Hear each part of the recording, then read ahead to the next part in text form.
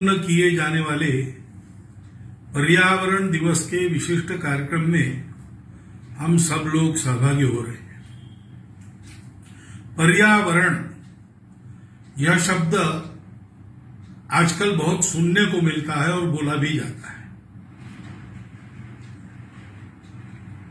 और उसका एक दिन मनाने का भी यह जो कार्यक्रम है वह भी अर्वाचीन है। उसका कारण है कि अभी तक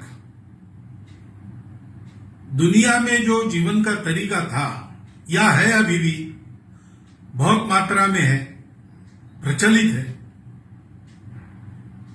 वो तरीका पर्यावरण के अनुकूल नहीं है।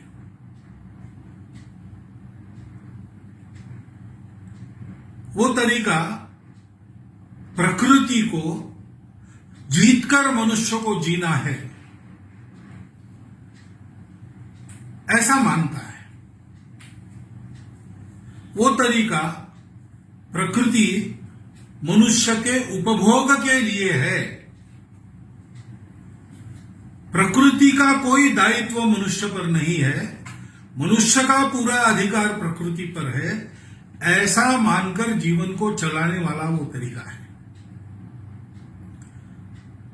और ऐसा हम गत 200 साल से जी रहे हैं, 250 साल से जी रहे हैं। उसके दुष्परिणाम अब सामने आ रहे हैं, उसकी भयावहता अब लोगों को दिख रही है। ऐसे ही चला तो इस सृष्टि में जीने के लिए हम लोग नहीं रहेंगे, अथवा यह भी हो सकता है कि यह सृष्टि ही नहीं रहेगी। और इसलिए मनुष्य को विचार करने लगा, तो उसको लगा कि इस पर्यावरण का संरक्षण होना चाहिए और इसलिए पर्यावरण दिवस मनाना चाहिए। परंतु यह हो गई आजकल, विशेषकर 2000 वर्ष पुराने समय से प्रचलित और विशेषकर पिछले 300 वर्षों में अधिक भटका हुआ ऐसा जो तरीका हमने अपनाया, उसकी बात हुई। लेकिन भारत का हमारा तरीका एकदम भिन्न है। अस्तित्व के सत्य को हमारे पूर्वजों ने उसकी पूर्णता में समझ लिया, और तब से उन्होंने ये समझा कि हम भी पूरे प्रकृति के एक अंग हैं।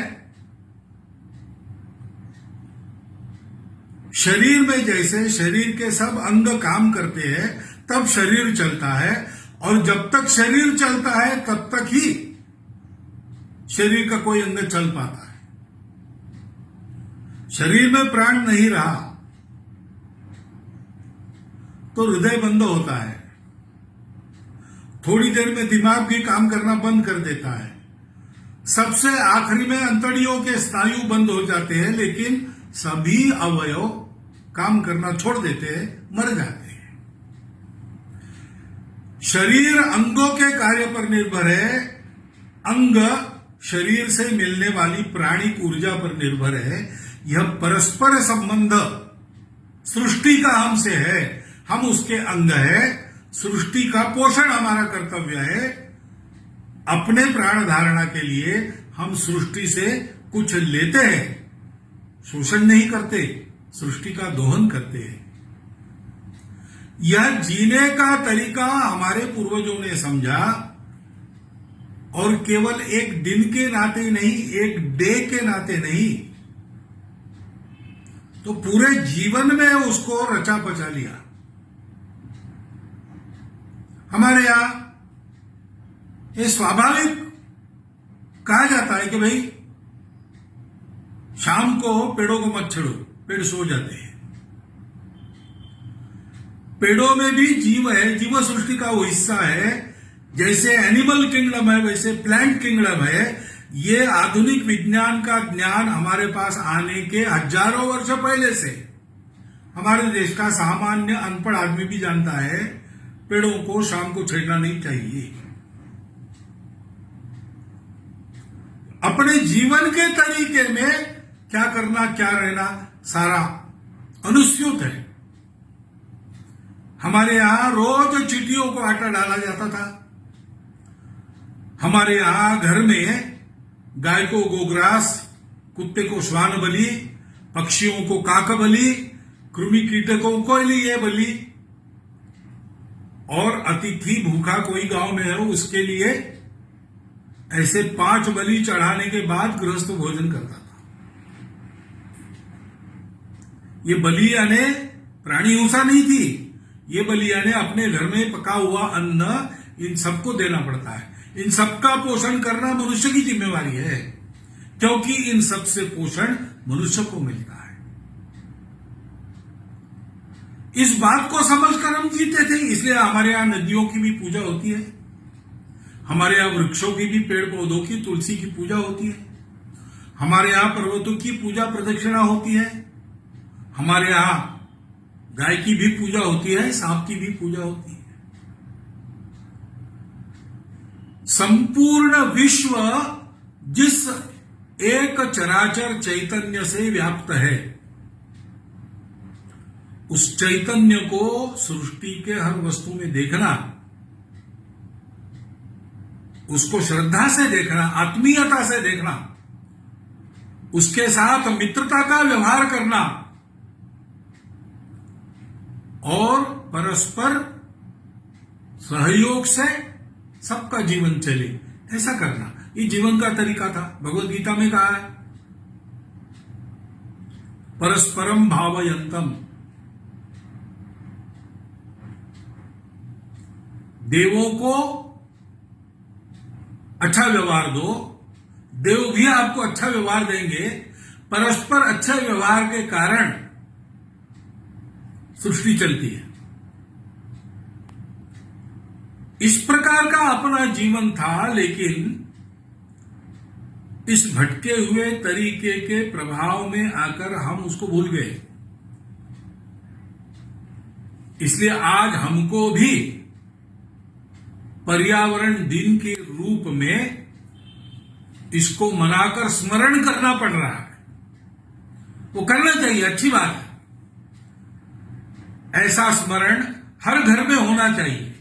ऐसे स्मरण का हमने प्रवर्तित किया हुआ इस साल का 30 अगस्त होगा, लेकिन हमारे यहां नागपंचमी है, हमारे यहां गोवर्धन पूजा है, हमारे यहां तुलसी विवाह है। इन सारे दिनों को मनाते हुए, आज के संदर्भ में उचित ढंग से मनाते हुए, हम सब लोगों को इस संस्कार को अपने पूरे जीवन में पुनर्जीवित और पुनर्संचरित करना है, जिससे नई पीढ़ी भी उसको सीखेगी, उस भाव को सीखेगी। हम भी इस प्रकृति के एक घटक है। हमको प्रकृति से पोषण पाना है, प्रकृति को जीतना नहीं। हमको स्वयं प्रकृति से पोषण पाकर प्रकृति को जिलाते रहना है। इस प्रकार का विचार करके आगे पीढ़ी चलेगी, तब ये विशेषकर पिछले 300-350 वर्षों में जो खराबी हुई है, उसको आने वाले 100-200 वर्षों में हम पाट जाएंगे। सृष्टि सुरक्षित होती, मानव जाति सुरक्षित होगी, जीवन सुंदर होगा।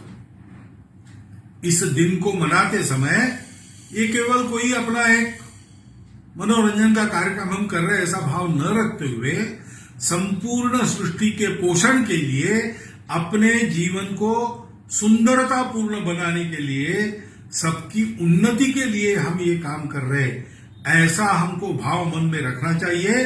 और आंखें खोलकर इस एक दिन का संदेश साल भर पूरे जीवन में छोटी छोटी बातों का विचार करते हुए अपने आचरण में उतारना चाहिए, ऐसा मुझे लगता है। इस चिंतन को आपके विचार के लिए आपके सामने रखता हूं। इस दिवस की आपको शुभकामनाएं देता हूं और मेरा कथन समाप्त करता हूं।